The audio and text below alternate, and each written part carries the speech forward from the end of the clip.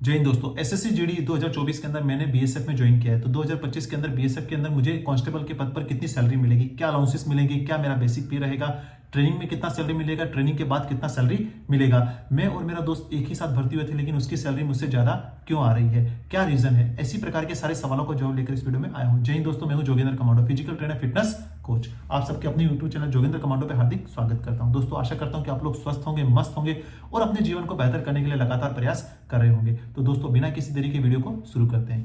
तो सबसे पहले दोस्तों बताना चाहूंगा कि आप जैसे एसएससी जीडी के अंदर भर्ती हो गए हैं, एसएससी जीडी के अंदर आपको बीएसएफ में मिली है, तो बीएसएफ के अंदर आपकी कितनी सैलरी रहेगी ट्रेनिंग के अंदर, हम उसका ये पूरा डिटेल वीडियो रहेगा। तो आप बिना स्किप किए पूरा देखिएगा, जिससे कि आपके मन में किसी प्रकार का कोई भी डाउट नहीं रहेगा। तो दोस्तों सबसे पहले मैं ले चलता हूं आपको बीएसएफ के अंदर आपके पे स्लिप के ऊपर। पे स्लिप के अंदर आपको बता देंगे क्या क्या चीज आपको मिलती है। तो चलिए सर दोस्तों पे स्लिप के।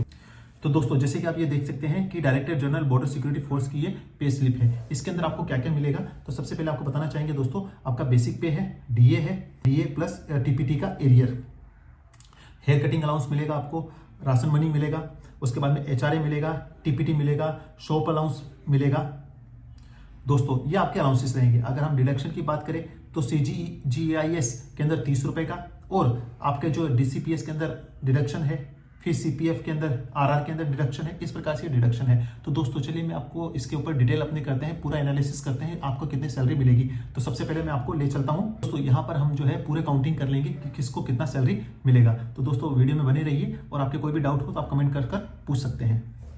तो दोस्तों सबसे पहले बताना चाहूंगा कि ये जो है बीएसएफ के अंदर आपने कांस्टेबल के पद पर आपने ज्वाइन किया है, ठीक है।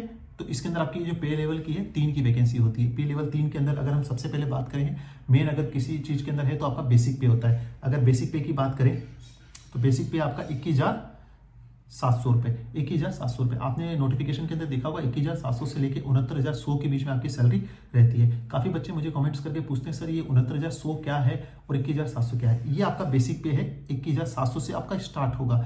अगर आप कांस्टेबल के पद पर ही 60 साल तक सर्विस करते हैं तो आपका अंतिम लास्ट तक कहां तक पहुंच पाएंगे आप, जो 69,100। विदाउट एनी प्रमोशन भी अगर आप जाएंगे तो आपकी बेसिक पे लास्ट कितनी हो जाएगी, 69,100 रुपए तक आपकी बेसिक पे हो जाएगी। तो ये अंतिम है, मतलब इसके बीच में आपकी कितनी सैलरी है उतना नहीं मैटर करता है। हो सकता है कि आप ऐसी जगह पोस्टिंग हो जहां पे अलाउंसेस ज्यादा हो, तो आपकी जो बेसिक सैलरी जो है 69,100 से भी ज्यादा हो सकती है। अब उसके बाद में सबसे दूसरा बड़ा हमें क्या मिलता है, डीए यानी महंगाई भत्ता। अभी फिलहाल महंगाई भत्ता कितना हो रखा है, 53%। अगर 53% किसका 53% मिलेगा आपको, 21,700 का। कितने रुपए होते हैं, 11,501 रुपए आपका मिलेगा। अब इसके अंदर हम राशन मनी जो है, राशन मनी आपका है 4,283 रुपए। अगर बात करें तो ये टोटल 30 दिन की राशन मनी है, जिसके अंदर अगर 31 दिन है तो बढ़ जाएंगे और 29 और 28 दिन है तो घट जाएंगे। अब अगर हमारी सैलरी अगर हम काउंट करें तो 37,484 रुपए होती है।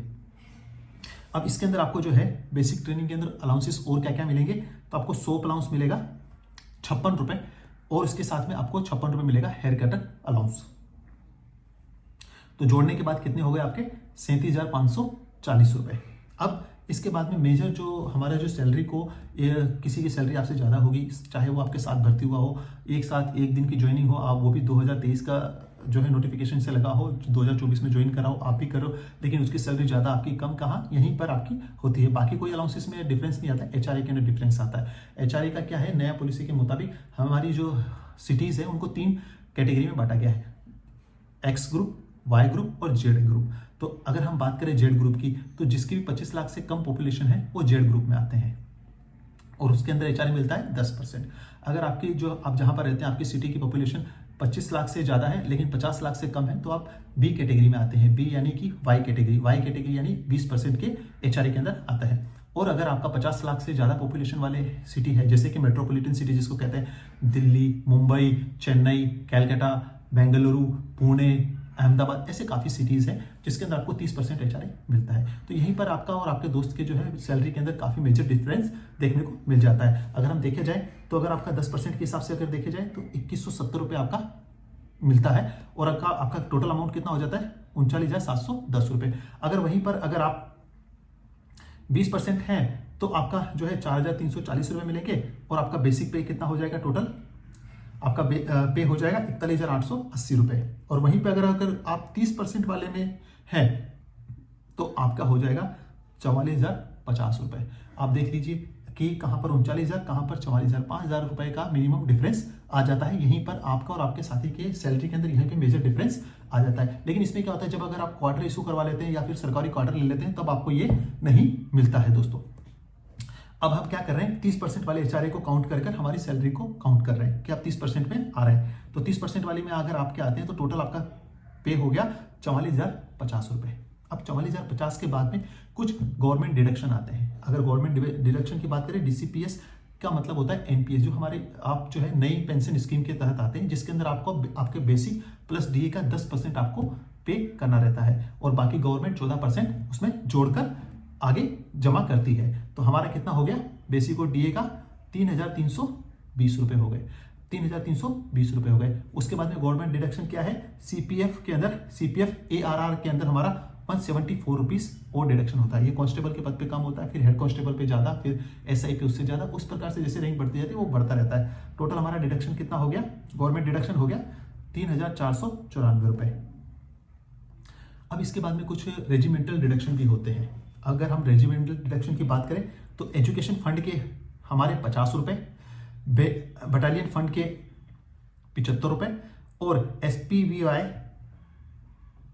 जो रिस्क फंड में आते हैं उसके होते हैं हमारे 631 रुपए। अगर टोटल प्राइवेट डिडक्शन की बात करें, ये प्राइवेट डिडक्शन में आता है, प्राइवेट डिडक्शन की बात करें तो 756 रुपए। दोनों डिडक्शन का टोटल मिलाकर होता है हमारा 4,250 रुपए। ये हमारी वेतन से डिडक्शन होगा। कितना डिडक्शन होगा, 4,250 रुपए। टोटल हमारा अमाउंट आएगा 39,800 रुपए दोस्तों। अब इसके अंदर क्या होता है कि जैसे आप, ये तो है आपका बेसिक ट्रेनिंग के अंदर। बेसिक ट्रेनिंग के अंदर कुछ ऐसी जगह है जहां पर आप ट्रेनिंग करते हैं तो वहां पर अगर आपका रिस्क अलाउंस ऑथराइजेशन है तो रिस्क अलाउंस मिलेगा, प्लस अगर TPT मिल रहा है तो TPT भी आपको मिलेगा।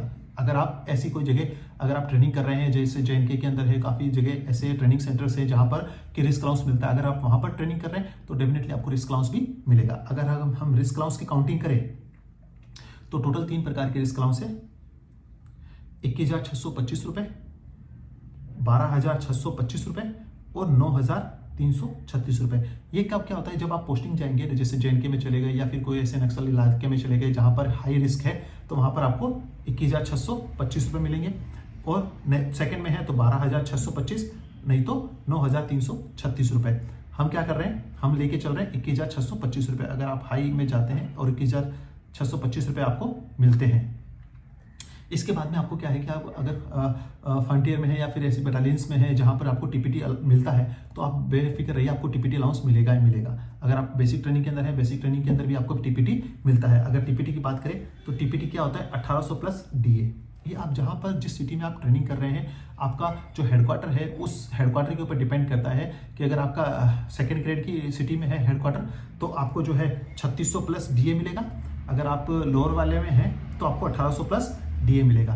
1800 प्लस DA मतलब DA हमारा 53% है, तो 1800 का 53% मिलाकर हो गया हमारा 2754 रुपए। और अगर 3600 रुपए है प्लस 53%, 3600 का टोटल हो गया हमारा 5,508 रुपए। ये हमारे जो है बेसिक ट्रेनिंग के अंदर जो है हमें TPT मिलेगा ही मिलेगा। अगर रिस्क अलाउंस नहीं मिल रहा है कोई बात नहीं, अगर आप वहां पर नहीं है, आपका ऐसी कोई ट्रेनिंग नहीं कर रहे, आप प्लेन में ट्रेनिंग कर रहे हैं तो आपको रिस्क अलाउंस नहीं मिलेगा, बट आपको TPT मिलेगा।